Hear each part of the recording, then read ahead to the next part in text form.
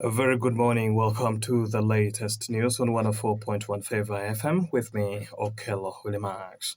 Okello Patrick Oriema, the Nuaya District Chairman, says they have drawn a physical plan of developing Lee Junction into a major town. Oriema says Lee Junction, which currently hosts the sub-county headquarters of Lee Sub-County, is a strategic area that the district has identified for development. Oriema says the plan will be displayed in various places like markets and other public places for residents to view it and give in their input.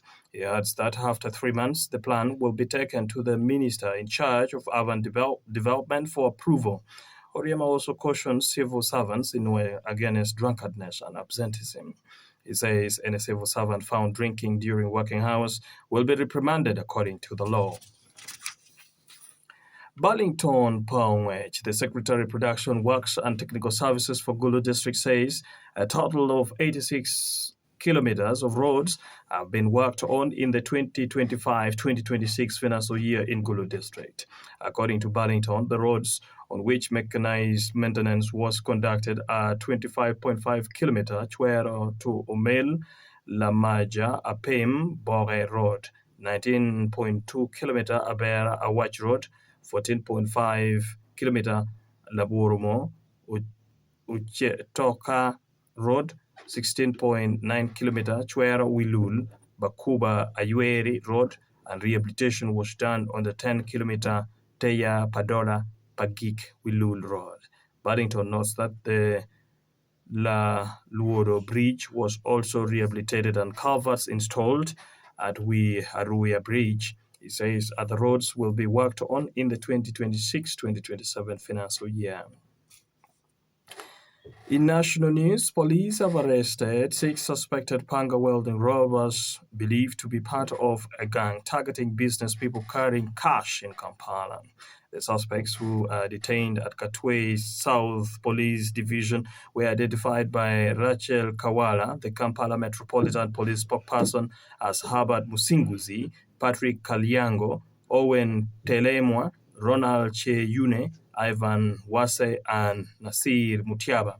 According to police, the suspects allegedly ambushed a businessman and his sister in Kronze Zone, Ndeba, robbing them of an unspecified amount of cash and other valuables during a night attack. Preliminary investigations indicate that the assailants, who were riding motorcycles, intercepted the victims by pretending that something was wrong with their vehicle, forcing them to stop before launching the robbery.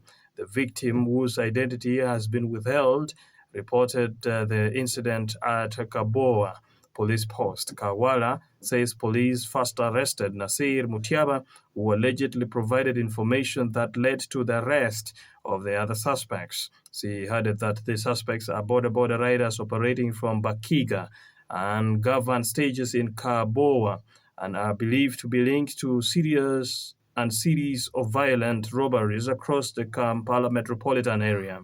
Police also impounded 2 motorcycles, registration number UMA 281KD and UMA 359EV, which are suspected to have been used during the attacks. Kawala says investigations are ongoing and warned that police will continue pursuing criminal gangs targeting members of the public. You're listening to the latest news on 104.1 Favor FM with me, Okello Willimax. In other news, Nigeria says it will seek compensation from South Africa for its citizens who have left the country following recent protests targeting undocumented migrants. Foreign Ministry spokesperson Kimiebi Imomotimi Bienfa says the issue will be discussed between the two governments at the highest level. Acting High Commissioner to South Africa Alexander Ajay said on local television on Tuesday that the government had begun documenting businesses and properties left behind by Nigerians. More than 600 Nigerians have been repatriated in recent weeks. The South African authorities say those who have been flown home were in the country illegally, though this is not disputed by the Nigerian government. In sports news, Luani Sports Academy has beaten Onyama Football Club 4-2 during a friendly match at the 4th Division playground. The match was part of Luani's preparations for the upcoming Provincial League next season. Ogendwo Robin, the Luani captain who was named man of the match, says his side dominated throughout the game.